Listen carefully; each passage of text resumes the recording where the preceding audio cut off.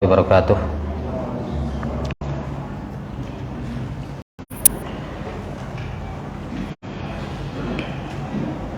Alhamdulillahi rabbil alamin, wassalatu wassalamu ala asyrafil anbiya'i wal mursalin, nabiyyina Muhammadin wa ala alihi wa sahbihi ajma'in. Asyhadu an la ilaha illallah wahdahu la syarika lah, wa asyhadu anna Muhammadan abduhu wa rasuluh.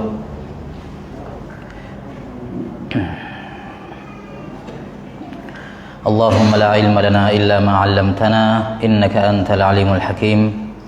Allahumma faqihna fi dinik wa 'allimna ma yanfa'una warzuqna al-ikhlasa fil qawli wal 'amal waj'al ma naqumu bihi khalisan liwajhikal karim. Allahumma ighfir lana wa liwalidayna wa li asatidatina wa li masyayikhina wa li a'immatil muslimina wa lil muslimina wa lil muslimat wa lil hadirina wal hadirat.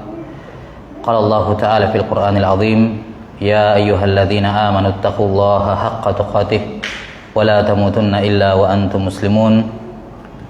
وقال جل وعلا يا أيها الناس اتقوا ربكم الذي خلقكم من نفس واحدة وخلق منها زوجها وبث منهما رجالا كثيرا ونساء واتقوا الله الذي تساءلون به والأرحام إن الله كان عليكم رقيبا. أما بعد.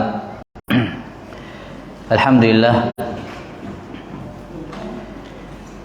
kembali kita dipertemukan oleh Allah Subhanahu wa taala dalam salah satu ibadah sunnah yang terbesar, yaitu ibadah thalabul ilm. Sebagaimana dikatakan oleh Imam Ahmad rahimahullahu taala dan selainnya bahwa afdalun nawafil adalah thalabul ilm. Amalan sunnah yang paling afdal adalah menuntut ilmu, yakni mendatangi majelis-majelis ilmu. Menuntut ilmunya hukumnya wajib, mendatangi majelisnya ini salah satu sunnah-sunnah dalam menuntut ilmu. Maka menuntut ilmu ini lebih afdal dibandingkan salatul lail, lebih afdal dibandingkan berpuasa sunnah, dikarenakan salat lail dan puasa sunnah itu manfaatnya hanya kepada dirinya pribadi, dianya yang baik. Tapi kalau seorang menuntut ilmu agama, maka manfaatnya itu mutaaddi, yakni akan berimbas kepada orang lain juga. Bukan hanya membuat dirinya baik, tapi juga akan memperbaiki orang lain. Dan salah satu kaidah yang disebutkan oleh para fuqaha dalam masalah maratibul amal, dalam mengetahui amalan mana lebih afdal dibandingkan amalan yang lain, cara mengetahuinya adalah amalan yang manfaatnya mutaaddi itu lebih afdal dibandingkan amalan yang manfaatnya ghair mutaaddi. Amalan yang manfaatnya itu berimbas kepada orang lain, dirasakan juga oleh orang lain, itu lebih afdal dibandingkan amalan yang manfaatnya hanya dirasakan oleh dirinya sendiri. Maka semoga Allah Subhanahu wa taala menganugerahkan kepada kita niat yang ikhlas, karena niat yang ikhlas dalam menuntut ilmu tidak ada bandingannya. Sebagaimana niat yang tidak ikhlas dalam menuntut ilmu tidak ada yang lebih rusak dibandingkan daripada itu. Ketika seorang menuntut ilmu dalam keadaan hatinya rusak, dalam keadaan niatnya rusak. Karena itulah pernah ditanyakan oleh Syekh Shalih bin Abdullah Al-Utsaimin hafizahullah taala mengenai seorang bertanya, saya menuntut ilmu, saya ini rajin menuntut ilmu, sering menuntut ilmu, ya. Tapi saya orangnya gampang riya, ya. Ini disebut sedikit, dipuji sedikit, langsung besar kepala atau berpikir macam-macam sudah tentang dirinya, gampang riya, gampang takjub dengan diri sendiri, gampang merasa kagum dengan diri sendiri, gampang merasa hebat, baru diangkat sedikit sudah begini dan begitu. Dan saya khawatir kalau seperti ini saya akan terjerumus dalam kesyirikan, karena yang namanya niat tidak ikhlas itu sama saja, apakah tidak ikhlas dalam sholat atau tidak ikhlas dalam menuntut ilmu, sama-sama syirik. sama-sama syirik. Maka kata beliau rahimahullah memberikan saran, kalau memang seperti itu keadaanmu, kamu mengetahui betul keadaan kamu, maka kamu cukup belajar apa-apa yang wajib bagi kamu untuk ibadah pribadi kamu. Setelah itu fokus ibadah. Tidak usah menjadi alim, nggak usah menjadi pengajar, nggak usah menjadi pengajar. Kamu belajar cukup untuk yang kamu butuhkan saja. Setelah itu fokus ibadah saja. Perbaiki ibadahmu.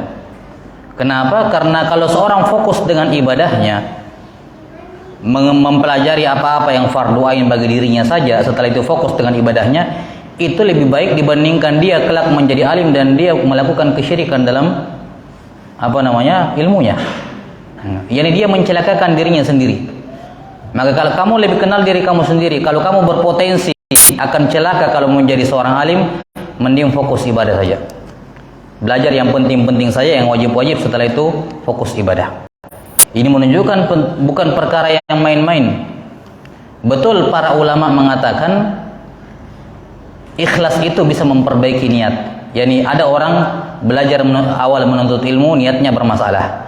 Niatnya macam-macam lah. Tapi seiring dia belajar, alhamdulillah Allah memberikan dia taufik untuk berubah. Tapi ada juga yang tidak. Ada juga yang tidak. Itu tidak bisa dipungkiri. Ada yang berubah dengan ilmunya, ada juga yang tidak. Nah, yang merasa kira-kira saya tidak berubah, mending jangan dilanjut. Ini menunjukkan pentingnya keikhlasan. Bahwa menuntut ilmu, kalau tujuannya akan menghancurkan diri sendiri, jangan dilanjutkan. Untuk apa kamu melakukan ibadah yang menghancurkan diri kamu sendiri? Fokus pelajari apa-apa yang fardu ain, kemudian kamu fokus perbaiki ibadah kamu sendiri. Ini nasihat yang luar biasa, menunjukkan pentingnya ikhlas dalam menuntut ilmu.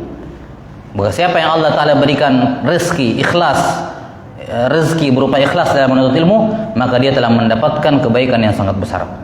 Dia harus menjaga keikhlasan tersebut. Jemaah sekalian yang dirahmati oleh Allah Subhanahu wa taala, materi kita sore hari ini adalah sebuah hadis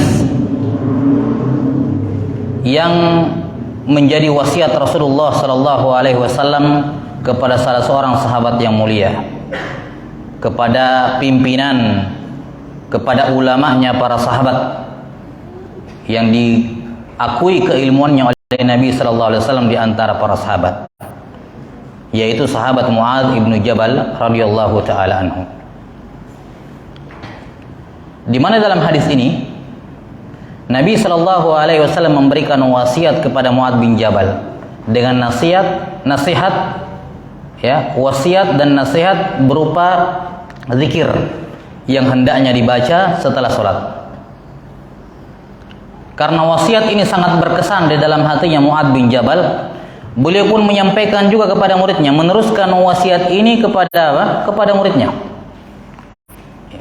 Dan sebagaimana Nabi sallallahu alaihi wasallam menyatakan kecintaannya kepada Muadz bin Jabal, Muadz bin Jabal pun menyatakan kecintaannya kepada muridnya. Kemudian dia pun menyampaikan nasihatnya. Muridnya karena sangat berkesan dengan nasihat tersebut, dia juga mengajarkan kepada muridnya, menyampaikan hadis ini kepada muridnya, juga dengan menyatakan kecintaan, kemudian menyampaikan wasiat yang sama dari Nabi sallallahu alaihi wasallam, turun temurun. Muridnya juga demikian, disampaikan lagi di bawahnya, muridnya lagi menyampaikan ke bawahnya, terus turun-temurun sampai di zaman sekarang. Hadis yang semacam ini, ya, hadis yang memiliki kesamaan, ya, memiliki kesamaan antara setiap tingkatan-tingkatan sanad, mulai dari atas sampai ke bawah. Ini dalam ilmu mustalahul hadis dikenal dengan istilah hadis al-musalsal. Hadis al-musalsal, yakni hadis yang setiap tingkatan perawinya itu memiliki kesamaan dalam hal apapun kesamaannya. Nah, hadis ini dikenal dengan istilah al-musalsal bil mahabbah, hadis yang bersambung dengan pernyataan cinta dari murid kepada gurunya. Kenapa dikatakan musalsal bil mahabbah? Karena setiap guru ketika akan menyampaikan hadis ini kepada muridnya, dia mengatakan, ya fulan inni uhibbuk, aku mencintaimu, baru disampaikan nasihatnya. Nabi SAW bersabda kepada Mu'adz ibnu Jabal, memberikan wasiat kepada beliau, ya Mu'adz, inni uhibbuk, faqul Allahumma a'inni ala dzikrika wa syukrika wa husni ibadatik. Wahai Mu'adz, sungguh aku mencintaimu, menyayangimu.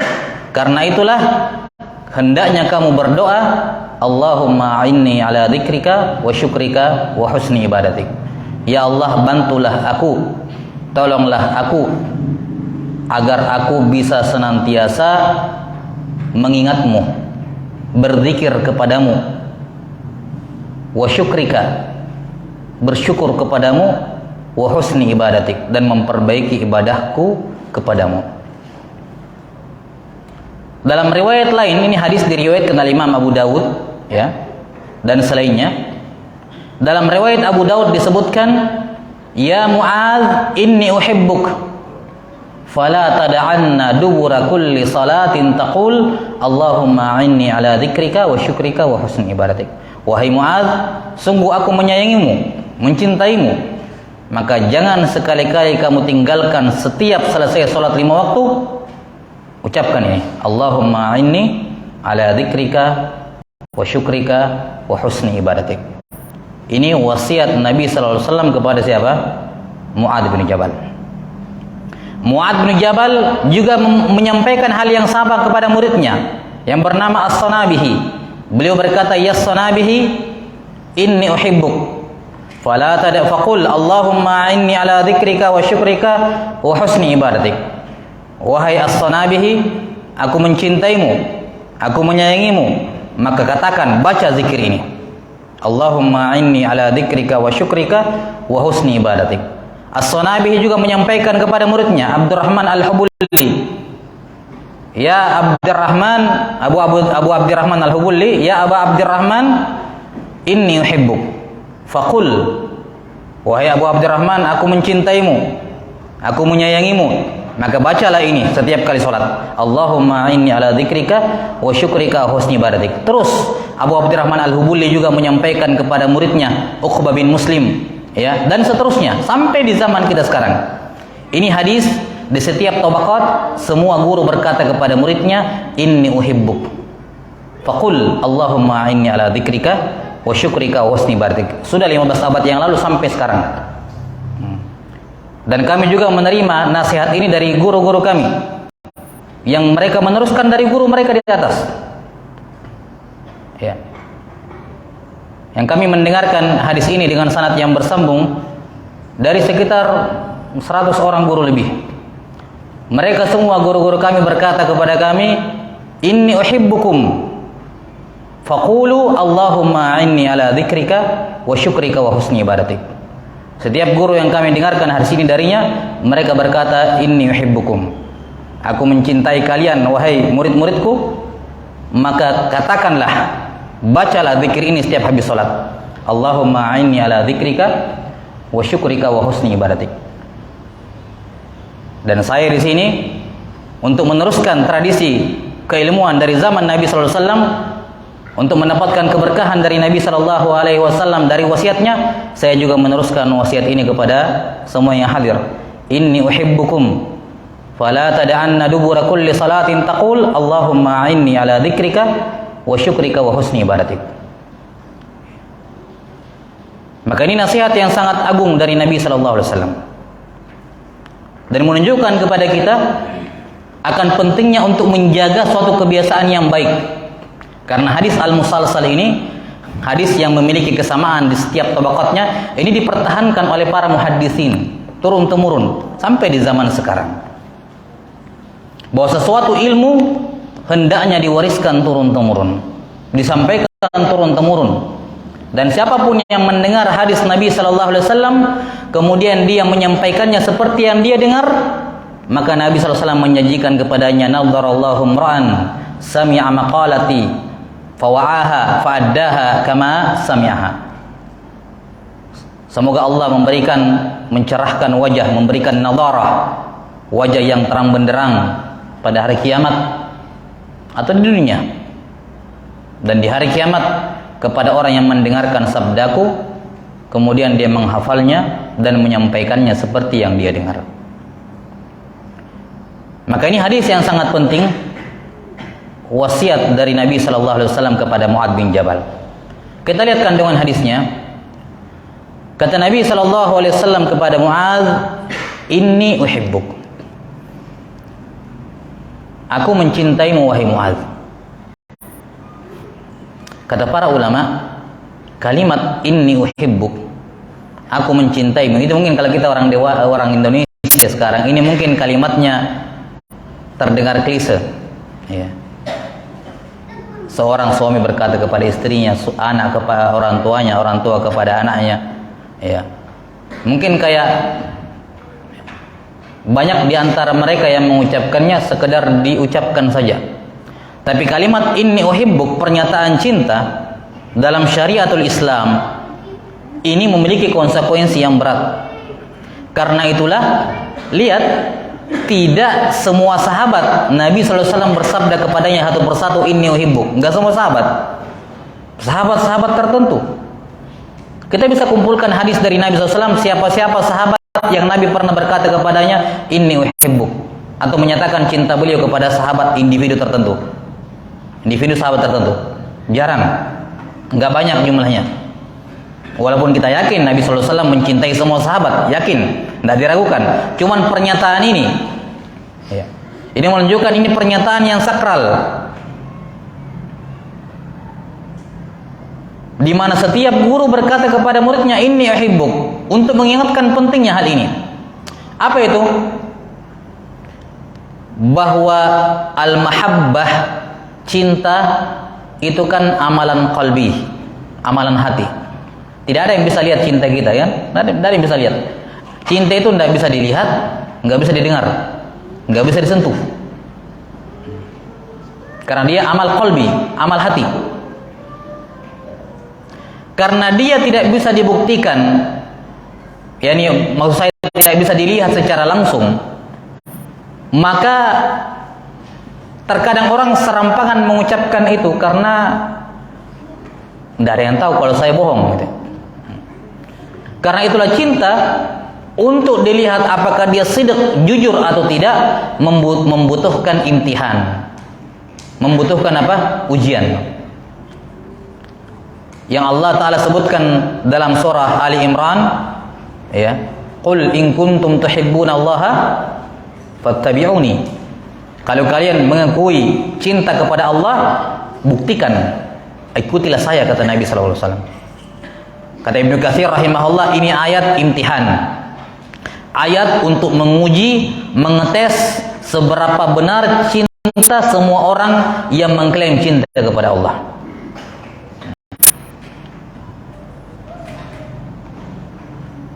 Maka di sini kata para ulama, ketika seorang menyatakan cintanya kepada orang lain,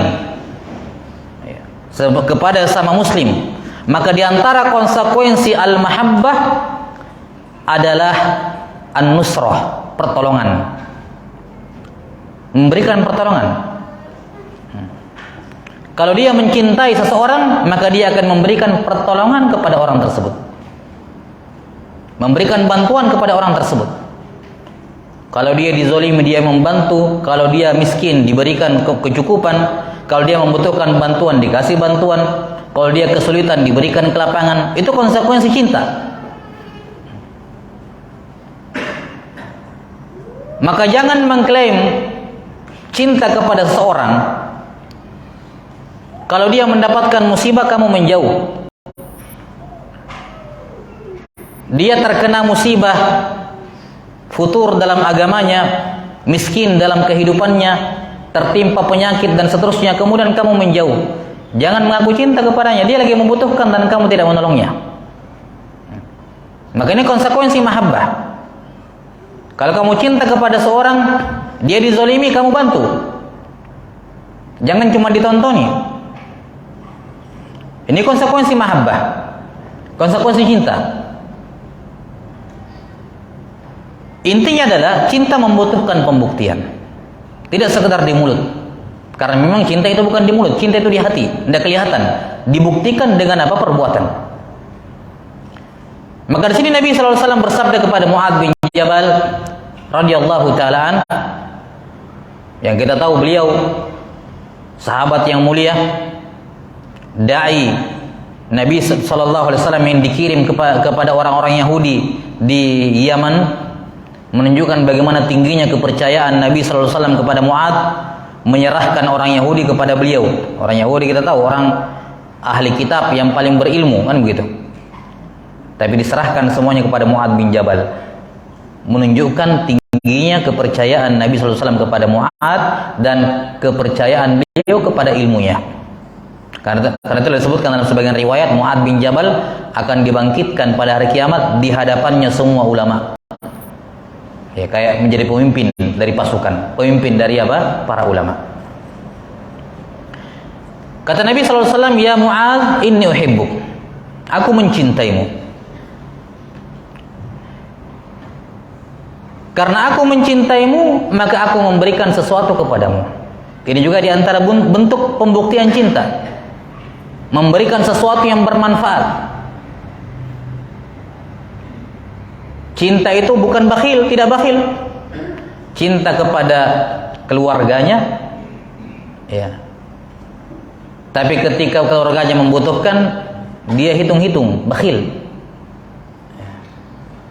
Bukan karena kekurangan, mungkin dia lebih, tapi tetap aja dia berpikirnya apa namanya, ya, menghitung-hitungan dengan keluarganya sendiri. Dan ini merupakan sebab kefakiran. Kalau engkau mencintai sesuatu, dermawan kepadanya, royal kepadanya, jangan bakhil. Asma radhiyallahu anha pernah dinasihati oleh Nabi sallallahu alaihi wasallam, ya Asma, la tuqi fayuqallahu alaik. Ya. Atau la tuqi nam fayuqillahu alaik, atau bihadzal ma'na. Kata Nabi sallallahu alaihi wasallam, ya Asma, kalau bersedekah jangan main hitung-hitungan, karena Allah juga akan hitung-hitungan dengan kamu. Yani diantara sebab kefakiran seorang adalah ketika dia bakhil kepada keluarga dia sendiri. Maka cinta adalah memberi. Buktinya, tandanya adalah memberikan manfaat. Dan sebesar-besar manfaat yang bisa diberikan oleh orang yang mencintai kepada orang yang dicintainya adalah nasihat, wasiat. Dalam riwayat lain disebutkan usika, aku berwasiat kepadamu. Dan wasiat itu dalam bahasa Arab adalah suatu pesan yang biasa disampaikan oleh orang yang akan meninggal atau orang yang akan pergi jauh, yang kemungkinan kecil dia akan kembali. Itu wasiat. Ya. Kalau cuma pergi nyebrang kabupaten mau balik lagi, itu bukan wasiat. Ya. Jadi wasiat di urfnya orang-orang Arab dikatakan wasiat adalah pesan yang disampaikan oleh orang yang biasanya tidak akan kembali. Apa karena dia meninggal atau karena dia safar dan kemungkinan tidak kembali, misalnya mau perang. Makanya di zaman dahulu itu, tahun-tahun 70-an mungkin, kakek-kakek kita itu kalau mau pergi haji, kumpul semua keluarga, bikin acara makan-makan. Ini urf yang bagus. Karena ini ada kemungkinan, dia kan naik kapal laut ya, berapa bulan naik kapal lautnya, bukan kapal laut seperti sekarang. Ada kemungkinan tidak kembali. Diberikan wasiat, jangan di situ, kumpul semua keluarga diberitahu. Itu wasiat. Kenapa? Karena biasa dia meninggal di sana, tidak mungkin dibawa kembali jenazahnya, atau bahkan mungkin kapalnya kenapa di tengah laut. Ya, yani peluang kembalinya itu ya 50-50. Itu wasiat. Ketika Nabi SAW berkata usika, siapapun yang berkata kepadamu aku wasiatkan kepada kamu, aku berwasiat kepada kamu, maka orang yang diberikan wasiat langsung sadar, ini bukan pesan sembarangan ini. Karena Nabi tidak mengatakan saya nasihatkan kepadamu. Nabi SAW tidak mengatakan aku mengajari kamu, tidak. Beliau menggunakan kata wasiat. Supaya apa? Supaya Mu'adz fokus dengan apa yang mau disampaikan. Karena beliau menggunakan istilah wasiat, bukan sembarangan. Dan ini sekaligus menunjukkan pentingnya apa yang akan disampaikan oleh Nabi sallallahu alaihi wasallam di sini. Pentingnya. Karena beliau menggunakan istilah apa? Lafaz wasiat. Ya Mu'adz, inni uhibbuk. Usika. La tada'anna dubura kulli salatin taqul. Saya wasiatkan kepada kamu, jangan kamu tinggalkan ya di akhir setiap salat hendaknya kamu berkata. Dalam riwayat lain tidak ada kalimat ini akhir salat, cuma dikatakan ya Mu'adz inni uhibbuk faqul, langsung dikatakan begitu. Wahai Mu'adz, aku mencintaimu, katakan. Kapan dikatakan? Kapanpun kamu punya waktu, katakan. Baca doa ini. Allahumma a'inni ala dzikrika wa syukrika wa husni ibadatik. Itu dalam riwayat yang lebih umum, tanpa pembatasan kapan dibaca. Tapi dalam riwayat Abu Daud disebutkan kapan dibacanya, yaitu dubura kulli shalah. Kita bacakan dulu maknanya, atau kita sudah sebutkan tadi maknanya secara global, bahwa isinya adalah doa. Allahumma, ya kan? Semua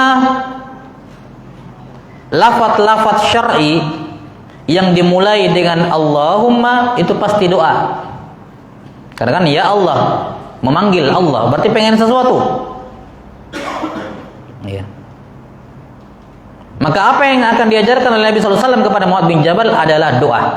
Inilah wasiat beliau, menunjukkan doa ini doa yang sangat penting. Tidak layak seorang muslim melalaikan doa yang disampaikan oleh beliau kepada Mu'adz dalam konteks sebagai wasiat. Tidak boleh seorang muslim melalaikan doa ini. Ini bukan doa sembarangan yang diajarkan oleh Nabi sallallahu alaihi wasallam. Kapan dibacanya? Kata Nabi sallallahu alaihi wasallam, la tada'anna dubura kulli shalah. Janganlah kamu wahai Mu'adz, la tada'anna, jangan kamu tinggalkan. Di sini diakhiri dengan nun taukid. Ini betul-betul jangan kamu tinggalkan. Sudah pakai kata wasiat, dipertegas lagi oleh Nabi SAW. Jangan wahai Mu'adz, betul-betul kamu jangan tinggalkan ini. Jangan lupakan ini. Jangan lupakan zikir ini habis salat. Ya, ini kalau kita mau berbicara waktu yang sempit, ya ini sesempit apapun habis sholat kamu buru-buru, jangan tinggalkan baca ini. La tada'an. Minimal ini yang kamu baca. Kalau tidak bisa yang panjang-panjang, ini jangan ditinggalkan ini. La tada'an. Jangan tinggalkan wahai Mu'adz. Dubura kulli shalah. Dubur setiap sholat. Kulli shalatin di sini wallahu a'lam bis-shawab. Ya. Walaupun secara zahir bermakna umum akhir setiap sholat, ya. Makanya ada khilaf. Doa ini dibaca habis sholat 5 waktu atau semua sholat-sholat sunnah. Sebagian ulama mengatakan dibaca pada semua sholat, sholat wajib dan sholat 5 waktu. Kenapa? Karena Nabi SAW mengatakan kulli sholat, semua sholat tanpa pengecualian. Datangkan dalam bentuk nakirah, umum. Semua sholat wajib, sunnah, selesai sholat wajib, selesai sholat sunnah, baca ini. Dan sebagian lain mengatakan ini khusus untuk sholat wajib, yakni yang 5 waktu, termasuk di dalamnya sholat Jumat. Intinya dua pendapat ini jelas sisi pendalilannya dan dua-duanya memungkinkan benar. Maka tidak ada masalah membaca doa ini habis sholat 5 waktu dan sholat apa? Habis sholat sunnah, karena lafadznya umum memang. Kapan dibaca? Kata Nabi SAW, dubur. Duburi kulli shalah. Apa makna dubur di sini? Ada dua pendapat di kalangan ulama. Ada yang mengatakan duburus shalah, duburnya salat. Kalau kita katakan dubur, dubur itu ajzus syai' atau akhirus syai', akhir dari sesuatu. Namanya dubur. Ya. Bisa bersambung, bisa tidak. Intinya dubur adalah akhiran dari sesuatu, ujung dari sesuatu, ujung akhir. Bisa bersambung, bisa tidak. Maka di sini muncul dua pendapat di kalangan para ulama. Kapan zikir ini dibaca? Ada yang mengatakan yang dimaksud dengan dubur di sini adalah ujungnya solat dan dia bersambung dengan solat. Yakni kalau begitu dia dibaca sebelum salam. Habis tahiyat, salawat, sebelum salam baca zikir ini dulu, baca dulu doa ini baru salam. Kita tahu bahwa di antara doa-doa yang disunnahkan, bahkan sebagian ulama menyatakan makruh meninggalkan doa 4 perlindungan dari 4 perkara sebelum salam. Ya, Allahumma inni a'udzubika min adzabi jahannam wa min adzabil qabr wa min fitnatil mahya wal mamati min syarri fitnatil masiihid dajjal. Beberapa riwayat, ada beberapa lafaz riwayat ini. Para fuqaha ini hukumnya sunnah muakkadah, dimakruhkan ditinggalkan 2 perlindungan ini. Sunnah tapi sangat ditekankan.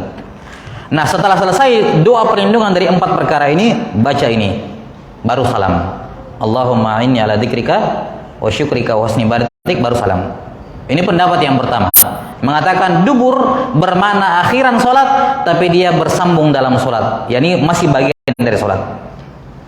Dan sebagian lain mengatakan dubur di sini adalah akhiran salat dan tidak tersambung dengan salat. Kalau begitu dia dibaca setelah salam. Dia masuk dalam rentetan apa?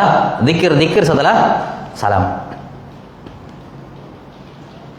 Sekali lagi masalah khilafiyah ijtihadiyah seperti ini dua-duanya memungkinkan benar.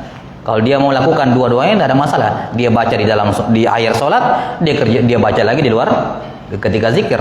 Nggak ada masalah.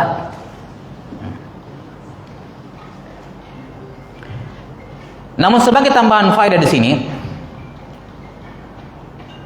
bahwa para ulama yang menyatakan bahwasanya zikir ini atau doa ini, tepatnya doa ini dibaca setelah sholat, ini menunjukkan bahwa diperbolehkan berdoa setelah sholat 5 waktu. Karena ini adalah doa. Dan Nabi SAW menyuruh membaca doa ini setelah sholat, termasuk di dalam sholat 5 waktu.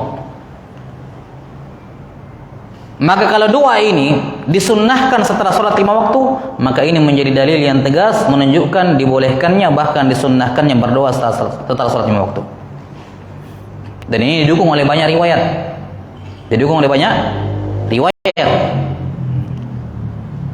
Di antaranya hadits riwayat Abu Daud. Nabi SAW bersabda, da'watani la turad. Dubura al-maktubah, dubura salawatil maktubah wa fi jawfil lail. Atau kama qala sallallahu alaihi wasallam. Dalam riwayat Abu Daud, kata Nabi sallallahu alaihi wasallam, ada 2 doa yang tidak akan ditolak. Ada 2 doa yang tidak akan ditolak. Yang pertama fi jawfil lail, doa di kegelapan di tengah malam, dan dubura salawatil maktubah, dan di akhir setiap salat 5 waktu. Iya. Maka ini hadis juga tegas menunjukkan disunnahkannya berdoa setelah salat 5 waktu. Dan ini didukung oleh pemahaman para ulama as-salaf. Kalau kita melihat dalam Sunan Abi Dawud, Sunan At-Tirmidzi, Sunan Nasai, Sunan Ibnu Majah, ya. Demikian pula kitab-kitab hadis yang lain seperti kitab Al-Azkar karya Imam Nawawi, ya. Dan juga kitab Amal Yaum wal Laila karya Imam Nasai, Amal Yaum wal Laila karya Imam Ibnu Sunni. Semua dalam bab tentang zikir-zikir habis salat disebutkan doa ini di dalamnya. Menunjukkan bahwa doa ini dibaca ketika zikir-zikir salat. Ini menunjukkan bahwasanya kalimat para ulama disunnahkan zikir setelah salat, yakni mencakup di dalamnya zikir dan doa. Karena doa merupakan bagian dari zikir. Dan ini pemahaman para ulama salaf. Semua ulama hadis, Sunan Abi Dawud, At-Tirmidzi, kalau kita lihat dalam kitab-kitab mereka yang menyusun tentang zikir-zikir keseharian, kemudian kita buka bab zikir-zikir habis salat, mereka akan sebutkan di dalamnya banyak doa-doa yang biasa dibaca oleh Nabi sallallahu alaihi wasallam. Menunjukkan setelah salat 5 waktu disunnahkan untuk berzikir. Dan di antara bagian dari zikir tersebut adalah doa kepada Allah Subhanahu wa taala. Maka ini waktu untuk membaca zikir ini. Bagi yang mengatakan di dalam salat, ya silakan dia baca dalam salat. Bagi yang mengatakan dubur bermakna di akhir salat, yakni setelah selesai salat, maka dia baca dan dia berdoa setelah salat. Didukung oleh banyak dalil. Kemudian kata Nabi sallallahu alaihi wasallam memberikan nasihat, la tada'anna dubura kulli salatin taqul. Wahai Mu'adz, jangan kamu tinggalkan zikir ini. Setiap salat kamu baca, Allahumma inni ala dzikrika wa syukrika wa husni ibadati. Allahumma ini asal katanya ya Allah. Huruf ya di depan, Allah, ya Allah. Kemudian huruf ya dihilangkan, dihapuskan, diganti dengan huruf mim di belakang untuk ta'zim, pengagungan. Jadi Allahumma maknanya ya Allah, sama. Cuman Allahumma lebih dalam maknanya dibandingkan ya Allah. Karena mimnya di situ li ta'zim, menunjukkan pengagungan kepada Allah. Kemudian di situ juga menunjukkan pengkhususan. Yani ya Allah, seakan-akan di dalam hati kita, ya Allah, hanya kepadamu saya mau minta ini. Hanya Allah yang saya panggil, hanya Engkau ya Allah saya panggil. Karena ada kaidah dalam bahasa Arab yang juga digunakan dalam ilmu tafsir dan ilmu-ilmu lain. Taqdimu ma haqquhu at-ta'khir yufidul hasr. Taqdimu ma haqquhu at-ta'khir yufidul hasr. Menempatkan di depan suatu kata yang asalnya di belakang itu melahirkan pembatasan. Mungkin sudah sering didengar pada contoh kalimat iyyaka na'budu. Kalau kalimat bahasa Arab normal, kalau kita keluarkan dari Al-Quran, ayat Quran, asal kalimatnya na'buduka. Na'buduka, kami beribadah kepadamu. Ka-nya dikasih pindah ke depan menjadi iyyaka. Iyyaka na'budu, lahir pengkhususan, hanya kepadamu ya Allah kami beribadah. Makanya iyyaka na'budu lebih dalam maknanya dibandingkan na'buduka. Kalau na'buduka, kami beribadah kepadamu. Kalau iyyaka na'budu, kami hanya beribadah kepadamu. Ada hanya. Ya Allah, wahai Allah. Allahumma, ya Allah, hanya Engkau yang aku panggil. Gitu. Kalau Allahumma, jadi dia lebih dalam maknanya. Karena asalnya mim ini adalah ya yang ditaruh di depan, kemudian ditaruh di belakang, dipindahkan ke belakang. Allahumma, ya Allah, hanya Engkau yang saya panggil ya Allah, tidak ada yang lain. A'inni, bantulah saya. Ya. Berilah bantuan kepada saya. Karena saya tidak mampu melakukannya sendirian. La haula wa la quwwata illa billah. Ini la haula wa la quwwata li ahadin illa billah. Tidak ada seorang pun yang punya daya dan kekuatan kecuali dengan bantuan Allah. Maka ini bantulah saya ya Allah. Tanpa bantuanmu aku tidak akan mungkin bisa melakukan 3 perkara ini.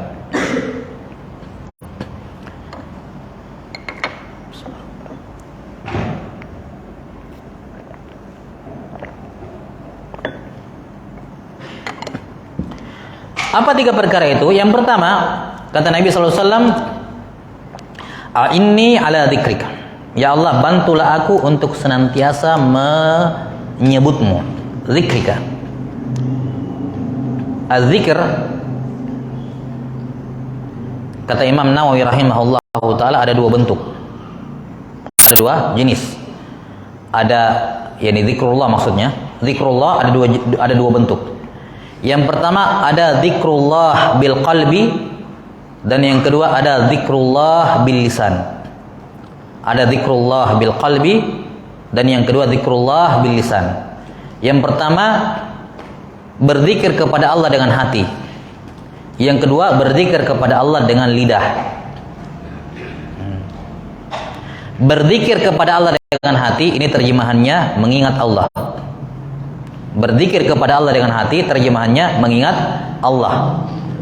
Berzikir dengan lidah, dengan lisan, yakni itu yang kita tahu. Kalau kita katakan berzikir, yakni dengan mulut. Tapi berzikir kepada Allah mencakup 2 hal ini. Contoh berzikir kepada Allah dengan hati, adalah sabda atau ucapan Aisyah radhiyallahu anha, kana an-nabiy sallallahu alaihi wasallam yadhkurullaha ala kulli ahyani. Kata Aisyah radhiyallahu anha, Nabi sallallahu alaihi wasallam senantiasa berzikir kepada Allah pada semua keadaan beliau. Berzikir kepada Allah pada semua keadaan beliau. Apa maksudnya berzikir kepada Allah? yakni senantiasa mengingat Allah, hatta di dalam kamar mandi. Beliau pun mengingat Allah. Maka tidak mungkin zikir yang dimaksud di sini berzikir dengan lisan, karena dimakruhkan menyebut nama Allah dalam WC. Makruh hukumnya. Ya, sampai ini berdasarkan kesepakatan para ulama, hukumnya makruh menyebut nama Allah dalam WC. Maka ketika Aisyah radhiyallahu anha mengatakan Nabi sallallahu alaihi wasallam menyebut nama Allah, senantiasa mengingat Allah pada semua keadaan, termasuk dalam WC, maka tidak mungkin maksudnya menyebut Allah dengan mulut, tapi menyebut Allah dengan hati, yakni mengingat Allah. Nabi sallallahu alaihi wasallam senantiasa mengingat Allah, yakni mengingat Allah dengan hatinya pada semua keadaan. Pada semua keadaan. Ini zikir yang pertama, kata Imam Nawawi rahimahullah. Yang kedua ada zikir dengan lisan. Zikir dengan apa? Lisan. Yang mana yang paling afdal? Zikir dengan hati atau zikir dengan lisan? Imam Nawawi rahimahullah melanjutkan. Kata beliau yang paling afdal adalah menggabungkan keduanya. Mulut mengucapkan subhanallah, hatinya menghadirkan maknanya. Aku menyucikan Allah. Mulut mengucapkan alhamdulillah, hatinya memuji Allah. Allahu Akbar, hatinya mengagungkan, membesarkan Allah. La haula wala quwata illa billah, la ilaha illallah, dan demikian seterusnya. Ini zikir yang paling sempurna, yang menggabungkan lisan dan didukung dengan hati.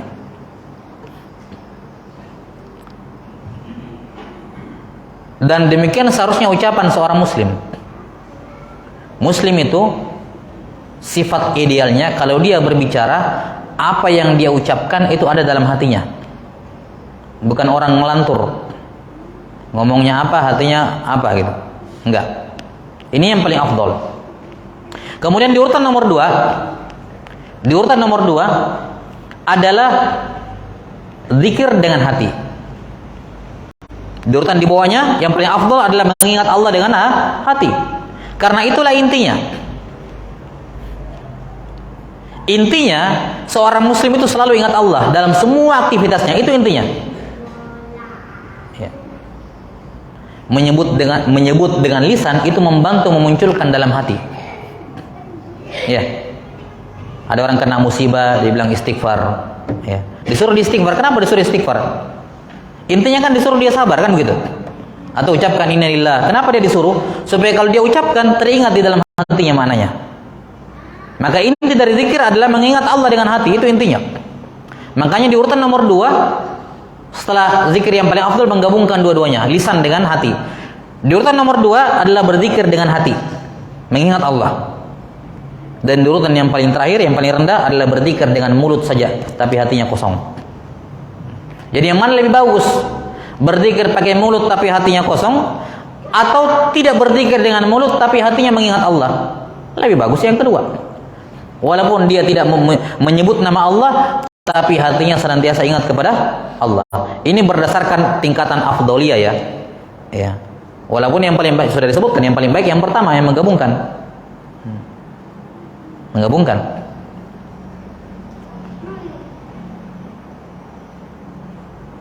Ini tingkatan-tingkatan zikir. Ini disebutkan oleh Imam Nawawi rahimahullahu taala. Maka Nabi sallallahu alaihi wasallam meminta, dan tentunya ketika beliau mengajari Mu'adz, beliau juga baca. Bukan Mu'adz baca terus Nabi tidak baca, enggak. Beliau juga baca habis salat. Bantulah saya ya Allah ala dzikri, untuk senantiasa mengingatmu. Apakah mengingat dengan lisan, dengan hati? Ya. Ataukah mengingat dengan lisan, atau lebih bagus lagi mengingat Allah Ta'ala dengan keduanya. Dan sebaik-baik zikir yang Allah bantu kita dengannya adalah Al-Quranul Karim. Wala dzikrullahi akbar.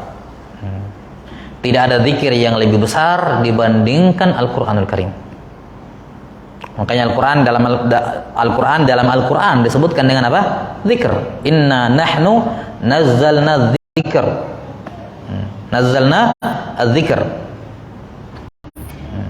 Wa innahu la dzikrul laka wa liqaumik. Al-Quran itu wahai Muhammad zikir bagimu dan bagi kaummu. Maka sebaik-baik dan sebesar-besar zikir adalah Al-Quran.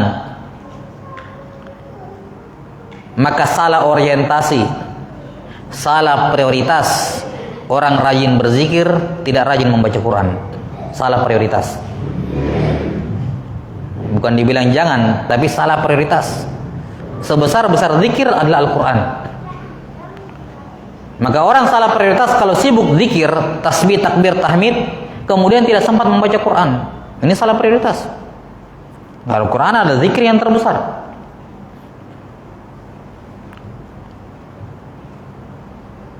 Berkenaan dengan manfaat zikir, saya kira banyak buku-buku zikir yang bisa kita baca. Dan ini bukan itu inti pembahasan kita tentang keutamaan zikir. Banyak sekali keutamaan zikir. Cukup satu saya mau sebutkan di sini. Zikir kalau diucapkan dengan benar dan dihadirkan maknanya dalam hati, itu akan membersihkan mulut dan hati dari semua kotoran. Zikir kalau diucapkan dengan benar, subhanallah walhamdulillah la ilaha illallah wallahu akbar, diucapkan dengan benar dan difahami, dihadirkan makna setiap zikir dalam hatinya, maka mulutnya akan bersih, hatinya akan bersih dari semua kotoran.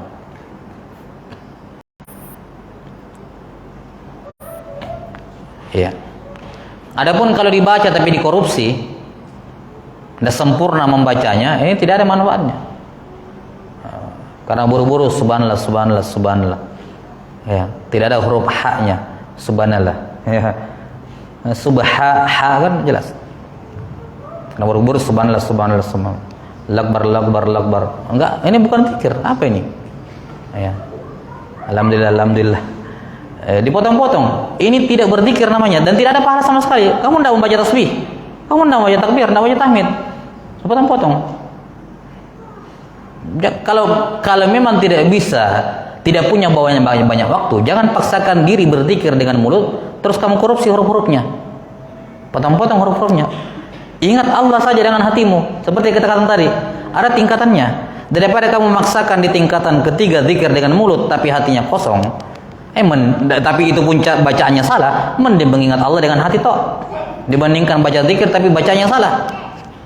Tidak ada artinya, bisa merubah arti, bahkan bisa merubah makna, dan tidak bernilai pahala sama sekali, karena itu bukan zikir, itu bukan lafaz yang syar'i. Ya. Maka kalau seorang membaca zikir dengan benar, karena itu zikir dibutuhkan ketenangan, tidak bisa orang zikir buru-buru, tidak bisa orang zikir sambil beraktivitas. Ini zikir tidak bisa multitasking dengan yang lain, karena hati butuh untuk menghadirkan makna zikir tersebut dalam hatinya. Mereka itulah orang-orang yang dan hatinya dibersihkan oleh Allah dari semua kotoran. Mulutnya tidak akan mengatakan apapun kecuali apa yang diridhai oleh Allah. Kenapa? Mulutnya sudah bersih dengan zikir. Hatinya tidak akan ada kotoran di dalamnya. Jangankan syirik, hasad, iri, dengki saja tidak ada. Kenapa? Hatinya sudah disucikan dengan makna zikir yang hadir dalam hatinya. Karena itulah orang-orang yang doyan mencela, menggibah, mengadu domba, itu orang yang paling jauh mulutnya dari zikir kepada Allah. Tidak akan mungkin berkumpul dalam mulut seseorang celaan dengan zikir kepada Allah. Allah akan haramkan mulutnya, Allah haramkan zikir tentang dirinya bersentuhan dengan kalimat-kalimat yang kotor dalam mulutnya. Allah akan haramkan dia. Ya. Walaupun mungkin sesekali dia akan sanggup, tapi jangan berharap akan berlangsung lama. Allah akan haramkan dia dari kebaikan. Ya. Karena kata para ulama, hati idza khala min dzikrir rahman, ya, kapan hati itu kosong, khalat min dzikrir rahman, kosong dari zikir kepada Ar-Rahman, maka akan diisi oleh zikrus syaitan. Kalau nggak salah ini ucapan Ibnu Qayyim rahimahullah. Kapan hati kosong dari zikir kepada Ar-Rahman, maka akan diisi oleh zikir kepada syaitan. Kenapa? Allah Ta'ala mengatakan ma ja'alallahu lirajulin min qalbaini fi jawfi. Allah tidak menjadikan seorang itu punya dua hati. Sebagiannya mengingat Allah, sebagiannya mengingat setan. Tidak. Kalau kamu ingat setan, tidak ada ingat Allah. Kalau kamu ingat Allah dengan baik, tidak ada ingat setan. Maka kapan hati kosong dari zikir kepada Rahman, akan diisi oleh zikir kepada syaitan. Dan kapan hati diisi dengan zikir kepada syaitan, maka tidak akan ada tempatnya zikir kepada Rahman di situ. Tidak ada. Kalaupun ada sebentar, tidak akan berlangsung lama. Demikian pula mulut. Mulut kalau dihiasi zikir kepada Rahman, maka tidak ada ucapan-ucapan kotor keluar dari mulutnya. Tidak ada. Tapi sebaliknya, kalau dia membiarkan lisannya bebas mengucapkan semua yang keluar dari kepalanya, dia ucapkan tanpa memikirkan nasib dia di hari kiamat kelak, bahwa setiap huruf yang keluar dari mulutnya dia akan dapati di depannya pada hari kiamat, dan dia harus pertanggungjawabkan di hadapan Allah Ta'ala. Tidak peduli dia ulama, ya, dia orang awam, dia pemimpin, dia rakyat, dia orang ahli agama, dia pelaku maksiat, siapapun, ucapan mereka akan diperhitungkan. Kalau dia tidak menjaga mulutnya dari kalimat-kalimat semacam itu, maka zikir kepada Rahman akan hilang dari dalam mulutnya. Dan itu hal yang mujarrab, kenyataan, terbukti. Ya. Orang-orang yang senang, yang membiarkan hatinya kotor, itu akan sulit untuk mengingat Allah. Sebagaimana orang-orang yang membiarkan mulutnya kotor, itu akan sulit berzikir kepada Allah Ta'ala. Karena Allah tidak ridho zikir tentang dirinya, namanya bergandengan dengan hal-hal yang kotor. Maka ini faedah zikir yang sangat penting. Karena itulah hendaknya seorang mengintrospeksi dirinya dalam aktivitas kehidupan kesehariannya. Ketika sudah terlalu lelah, sudah terlalu banyak aktivitas, sudah terlalu banyak yang dikerjakan, sudah banyak masalah dalam kepalanya, sudah banyak urusan yang dia urus, hati-hati. Selalu ingat untuk kembali berzikir kepada Allah Subhanahu wa Ta'ala dengan lisan dan dengan hati. Ikuti dengan hatinya. Karena zikir beda dengan Quran dalam artian pahalanya. Al-Quran, kalau kita baca Quran, biar kita tidak tahu terjemahannya, dapat pahala. Satu huruf 10 pahala. Itu Al-Quran, keutamanya, keunggulannya Quran. Ada orang baca Quran, dia tidak tahu apa terjemahannya, pokoknya saya baca, satu huruf 10 pahala. Karena Nabi SAW ketika mengatakan alif harfun, lam harfun, mim harfun, Nabi tidak mengatakan yang tahu artinya yang dapat 10, yang tidak ada rincian.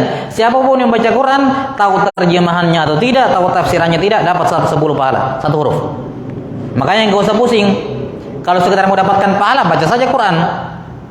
Jangan, saya belum tahu terjemahnya, jangan dibaca. Enggak. Al-Quran tidak begitu sifatnya. Beda dengan zikir. Zikir itu seorang hanya dapatkan pahala kalau tahu maknanya. Zikir, seorang hanya mendapatkan pahala dari zikirnya kalau dia tahu maknanya. Kalau dia baca zikir tapi dia tidak tahu maknanya, tidak ada pahalanya. Ini perbedaan antara Al-Quran dengan zikir. Karena bagaimanapun juga Al-Quran kalamullah, zikir ucapan manusia. Jelas sampai sini? Baik. Ini yang pertama. Maka hendaknya ini diminta setiap kali sholat. Ya Allah, saya akan menghadapi hari-hari yang sangat sulit.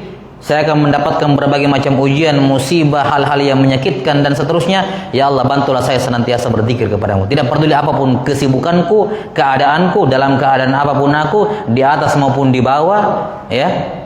Ketika saya sedang mendapatkan nikmat atau sedang mendapatkan siksaan atau hal yang buruk misalnya, musibah, ini bantulah saya Allah untuk senantiasa mengingatmu. Karena itulah seorang harus punya zikir wirdun.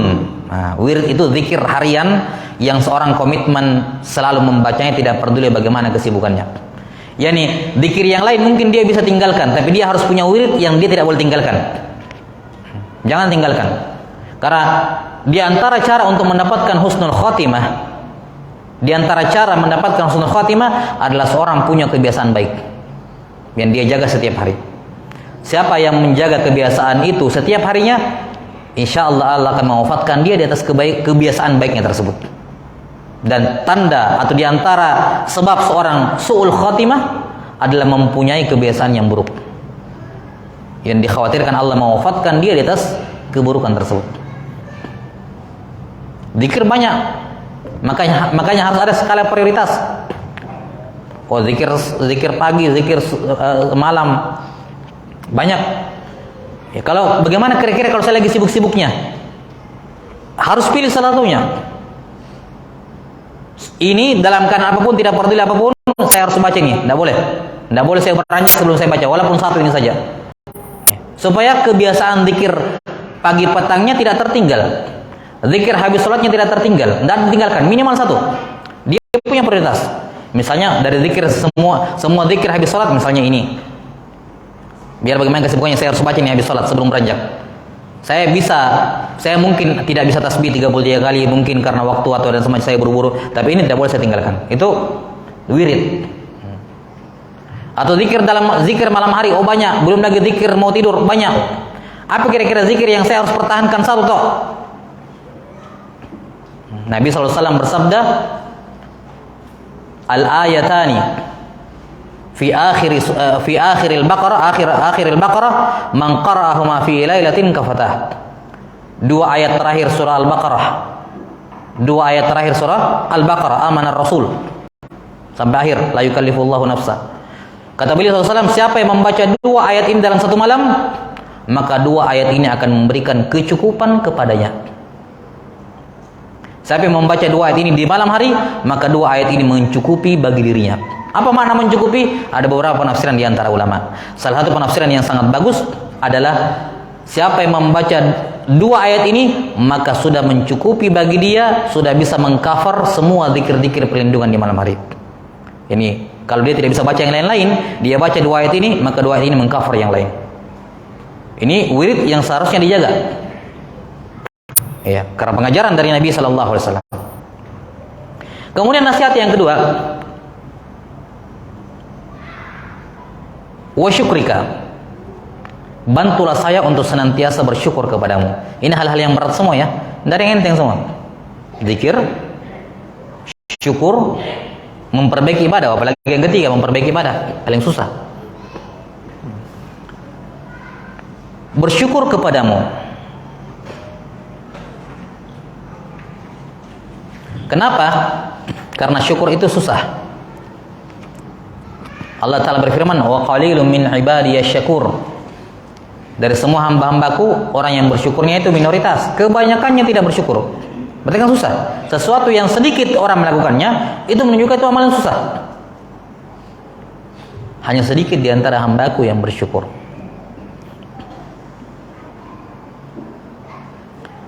Syukur, sebagaimana disebutkan oleh Ibnul Qayyim rahimahullah dan selainnya dari para ulama, syukur adalah ibadah yang menggabungkan tiga hal. Syukur itu bukan amalan lisan, tapi dia gabungan dari tiga amalan. Amalan hati, amalan lisan, dan amalan anggota tubuh. Ini saya kira sudah sering didengar.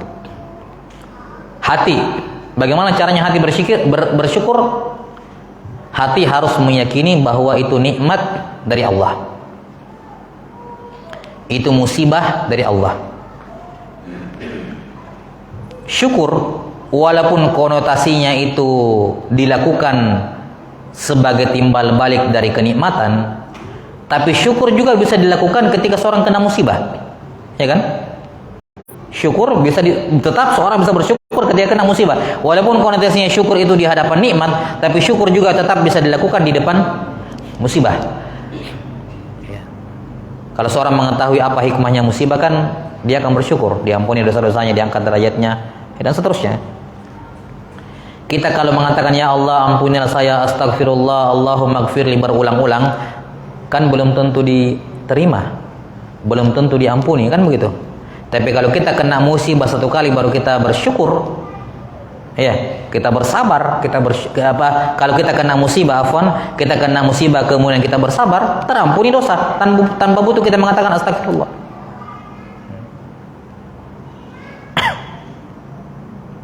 Beda kan? Dua orang, satunya minta ya Allah ampunilah saya, istighfar. Satunya anda istighfar, kena musibah, tapi dia bersabar. Yang mana yang pasti diampuni? Yang pasti diampuni yang kena musibah. Karena kalau orang berdoa, ya Allah ampuni saya, kan belum tentu dikabulkan. Besar kemungkinan dikabulkan, tapi kan belum tentu. Tapi kalau kena musibah baru bersabar, diampuni dosanya tanpa dia butuh istighfar. Maka dia bersyukur atas hal itu. Jadi meyakini, syukur dengan hati, yakni meyakini bahwa semua yang datang dari Allah, kenikmatan maupun musibah yang dia mau syukuri nantinya itu, semua datangnya dari Allah, bukan dari siapa-siapa. I'tiraf bil qalb, mengakui dengan hati bahwa semua yang dia dapatkan dari Allah. Wa ma bikum min ni'matin fa minallah. Apa saja nikmat yang ada pada kalian itu bersumber dari berasal dari Allah. Yang kedua, lisan, yakni bersyukur kepada Allah dengan lisan, yakni mengucapkan terima kasih kepada Allah. Misalnya dengan mengucapkan asykurullah atau alhamdulillah dan semacamnya. Allah Ta'ala berfirman, wa amma bi ni'mati rabbika fahaddits. Ya Allah, alhamdulillah ini saya diberikan rezeki oleh Allah bisa haji umrah. Alhamdulillah saya bisa ini. Alhamdulillah saya. Disebutkan nikmat-nikmatnya Allah, memuji Allah. Ya. Kemudian yang terakhir adalah bersyukur dengan anggota tubuh. Maksudnya apa? Memanfaatkan nikmat yang Allah berikan untuk untuk kebaikan, untuk dikembalikan kepada Allah Ta'ala, beribadah kepada Allah Ta'ala. Baik. Kemudian yang terakhir, yang ketiga yang diminta oleh Nabi Sallallahu Alaihi Wasallam dalam doanya yang beliau ajarkan kepada Mu'adz, wa husni ibadatik, dan memperbaiki ibadahku. Ini hal yang paling berat. Beribadah itu susah, tapi jauh lebih susah memperbaiki ibadah. Orang yang sudah biasa sholat, gampang sholat. Apa susahnya sholat? Gampang. Yang susah itu memperbaiki sholat. Banyak orang yang sholat, tapi yang bisa bagus sholatnya cuma satu orang saja. Dari seluruh shaf mungkin cuma satu saja. Makanya kata Nabi Sallallahu Alaihi Wasallam, yang mananya apa? Berapa banyak orang yang mengerjakan sholat, namun mereka hanya mendapatkan 1/2 dari sholatnya. Ada yang 1/3, ada yang 1/4, 1/5. Beliau sebutkan sampai 1/10. Jarang ada orang sholat dan dapat satu pahala full, jarang. Paling banter setengah.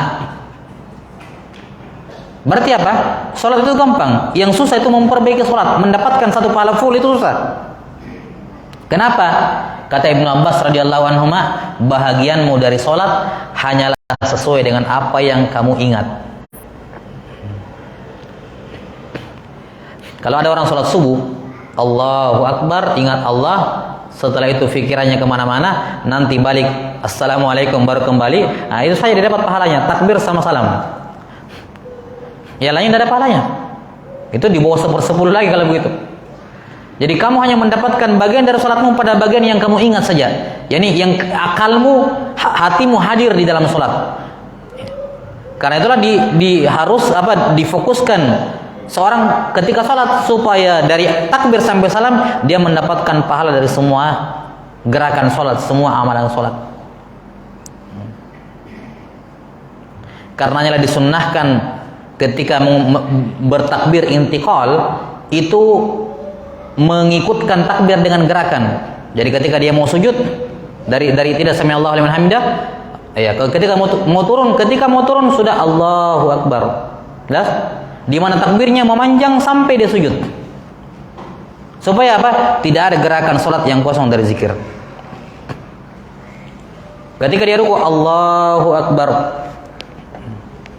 Ya, Allahu Akbar. Sami Allahu liman hamidah. Allahu Akbar. Allahu Akbar. Jadi bukan Allahu Akbar baru ruku misalnya. Boleh, enggak ada masalah. Ini afdhaliyah saja. Atau turun dulu baru Allahu Akbar. Atau baru setengah sudah selesai Allahu Akbar, baru kosong. Ini kosong dari zikir. Cuma setengah toh yang dapat zikir. Kata para fuqaha disunnahkan dalam takbir itu dipanjangkan. Tidak terlalu panjang tentu saja, tapi cukup untuk mengcover semua gerakan salat supaya tidak ada gerakan salat yang kosong dari zikrullah. Demikian pula ketika dia salam, Assalamualaikum warahmatullah, Assalamualaikum warahmatullah. Semua arah, semua gerakan diisi dengan zikir. Supaya semua bernilai pahala. Jangan sampai ada bagian dari salat yang kosong dari zikrullah. Kosong dari zikrullah. Nah, maka inti di sini husni ibadah, memperbaiki ibadahku kepadamu, caranya adalah dengan mengilmui ibadah tersebut. Kemudian khusyuk ketika mengerjakannya dengan cara menghadirkan hati di awal ibadah sampai akhir ibadah. Kalau itu berupa bacaan, tahu terjemahannya apa, supaya mulutnya baca, terjemahannya ngikut dalam hatinya supaya fokus. Misalnya dalam sholat dia, kalau dia sementara puasa, bagaimana caranya puasa yang khusyuk? Ketika memberikan zakat, bagaimana cara memberikan zakat yang yang sempurna, yang bernilai pahala seutuhnya. Maka cara memperbaiki ibadah adalah dengan mempelajari tata cara ibadah tersebut. Bukan hanya tata cara secara zahir, tapi juga batinnya, dalam hatinya. Apa yang dimunculkan dalam hatinya ketika dia beribadah kepada Allah Subhanahu wa taala. Wallahu taala alam bisawab. Saya kira ini saja yang bisa saya sampaikan. Mudah-mudahan bisa bermanfaat untuk kita seluruhnya. Lebih dan kurangnya mohon dimaafkan. Naktawi hadzal qadar wa la ilmu indallah. Nasallallahu ta'ala yu'allimana mimma yanfa'una wa yanfa'ana bima 'allamana. Innahu waliyyu dzalika wal qadiru 'alaih. Subhanakallahumma bihamdik asyhadu an la ilaha illa anta astaghfiruka wa atubu ilaik. Sallallahu ala nabiyyina Muhammadin wa ala alihi wa sahbihi wasallam. Alhamdulillahirabbil alamin.